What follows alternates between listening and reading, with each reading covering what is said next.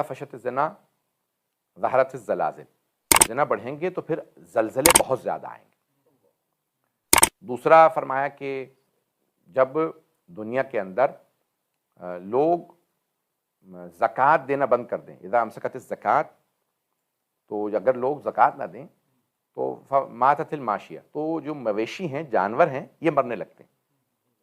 لوگ اگر لوگوں کے حقوق، غریبوں کے حقوق نہ دیں تو جانور مرنے لگتے ہیں، مویشی مرنے لگتے ہیں۔ دنیا کے سب سے بڑے سپلائرز چائنا، آسٹریلیا اور نیوزی لینڈ، بھیڑوں کے، بکریوں کے، دنیا کے اندر۔ اور پچھلے ان کے ہاں بھی ایسی فائر ہوئی ہے، وہ کہتے ہیں کہ پتہ نہیں ملینز، 500 ملین سے زیادہ جانور مر گئے ہیں۔ اتنی بڑی تعداد کبھی میں نے نہیں سنی۔ گھبرا تو نہیں رہے؟ تو عزیزان گرامی، اب یہ احادیث ہیں، تو اس میں یہ ہے کہ جب لوگ ایک دوسرے کے حقوق ادا کرنا بند کر دیں، مؤمنین ایک دوسرے کے حقوق ادا نہ کریں، اچھی طرح سے نہ ملیں، تو غلبت المشرکون علی المؤمنون، اگر یہ جو مشرک ہیں ان کو غلبہ حاصل ہو جاتا ہے مومنین پہ۔ اور جو چوتھا گناہ ہے اس کے لیے گنوایا گیا کہ جب حکام اپنی رعایا پہ رحم نہ کھائیں تو پھر بارشیں بند ہو جاتی ہیں۔ تو یعنی بہرحال مختلف علامات بتائے گئے، مختلف جو گناہ ظاہر ہوتے ہیں تو ان کے مختلف علامات دنیا کے اندر ظاہر ہوتی ہیں، اور مختلف چیزوں کے اثرات ہیں، ہر چیز کا ایک اثر ہے۔ اب یہ کسی آپ غیر مسلم کو بتائیں جو خدا کو نہ مانتا ہو، اس کو سمجھ میں نہیں آئے گا۔ مثال کے طور پہ سے کہیں کہ بھئی اگر آپ صدقہ دیں گے یا خمس نکالیں گے، زکوٰۃ دیں گے تو دولت میں برکت ہوگی۔ وہ کیسی برکت؟ بھئی میرے پاس 100 پاؤنڈ تھے، 20 میں نے دے دی تو 80 رہ گئے، تو کم ہوگا یہ، تو یہ کیا برکت کا کیا تصور ہے؟ وہ برکت نہیں سمجھ سکتے۔ وہ 100 آپ کو کبھی پورا نہ پڑتے لیکن 80 پورا پڑ جائیں گے۔ اللہ 80 میں اتنی برکت دے گا کہ آپ کھا بھی لیں گے، بچے گا بھی، لیکن اگر 100 پورے کے پورے رکھ لیتے، 20 کسی کا حق مار لیتے تو اس میں کبھی پورا نہ پڑتا، بلکہ ایسی جگہوں پہ خرچ ہوتا کہ اٹھ جاتا اور کچھ بھی نہ ہوتا۔ تو جان گرامی، یہ برکت کا تصور کوئی غیر مسلم کیا سمجھے گا کہ بھئی برکت کیا ہوتی ہے؟ وہ کہیں میرے تو 20 کم ہوگا مثال کے طور پہ۔ تو جان گرامی، یہ برکت کا تصور، یہ گناہوں سے بچنے کا تصور، یہ اسلام کے اندر ہے۔ تو اب یہ عراق کے اندر یہ جو مختلف سویلائزیشن تھیں، تہذیبیں تھیں، ان کے اندر بے انتہا بے رہ روی تھی، گناہ بہت زیادہ تھے۔ بابل کی تاریخ میں ملتا ہے کہ نیو یارک کچھ نہیں ہوگا، یہ تو آج کے زمانے میں، آج نیو یارک جیسے تو پتہ نہیں کتنے شہر ہوں گے دنیا کے اندر، لیکن بابل جیسا کوئی دوسرا شہر نہیں تھا۔ اس نے ساری تہذیبوں کو مان کر دیا تھا۔ بڑی بڑی داستانیں علماء نے لکھ دی ہیں، مورخین نے لکھ دی ہیں، علماء یعنی علماء تاریخ نے بے انتہا داستانیں لکھی ہیں کہ پڑھنے سے تعلق رکھتی ہیں کہ کیا کچھ ہوا۔ لیکن آج جب آپ جائیے گا، میں بابل تقریباً جب بھی عراق جاتا ہوں تو اتفاق ہوتا ہے وہاں زیارت کے لیے، حضرت ابراہیم کی ولادت گاہ کے لیے، اور جہاں پہ ان کو منجنیق سے ڈالا گیا تھا آگ، آج صرف ایک چٹیل میدان اور کچھ پہاڑیاں اور کچھ ٹیلے رہ گئے ہیں، اور تھوڑی بہت وہاں پہ پلانٹیشن ہے، اور اس کے علاوہ کچھ نہیں ہے۔ تو عزیزان گرامی، گناہ اجاڑ دیتے ہیں۔ مولا سجاد کی حدیث سن لیجیے، میں شاید سخت باتیں کہہ رہا ہوں۔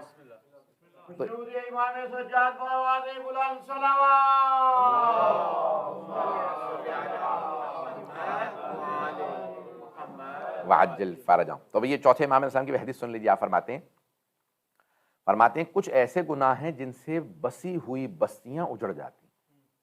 ان میں سے ایک ہے قطع رحم، جو اپنے خونی رشتہ داروں سے ملنا جلنا چھوڑ دیں تو کہا وہ بستی خود بخود اجڑ جائے گی۔ دعائیں مستجاب نہیں ہوتی حرام خوری کی وجہ سے۔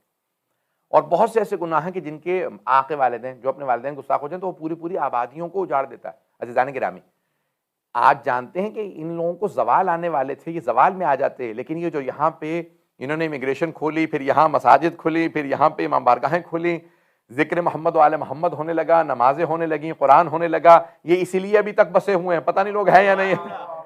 انہیں خود بھی احساس نہیں ہوگا کہ کیا بات ہے، ہم بالکل بینکرپٹ ہو چکے ہیں، مورلی بھی، اکنامکلی بھی، ہر طرح سے، پھر بھی ہمارا نظام چل رہا۔ تمہیں نہیں پتا یہ کس لیے چل رہا، کسی حسین کا تذکرہ جاری ہے۔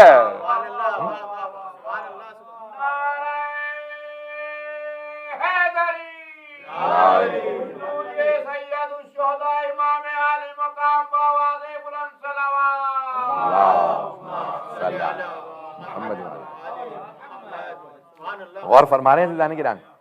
تو یہ چند اللہ والے ہوتے ہیں، چند نیک لوگ ہوتے ہیں جن کی وجہ سے بڑے بڑے گناہگاروں کے عذاب رک جاتے ہیں۔ ایک حدیث یہاں مکمل کر دوں تو اب یہاں تک ہیں الفاظ کہ جب اللہ سبحانہ وتعالیٰ فرماتا ہے کہ جب میں دیکھتا ہوں کہ لوگوں کے گناہ کتنے زیادہ ہیں، گناہ بہت زیادہ بڑھ جاتے ہیں، تو کہتا ہوں کہ میں ان پہ عذاب بھیج دوں، لیکن 3 چیزیں مجھے عذاب سے روک لیتی ہیں۔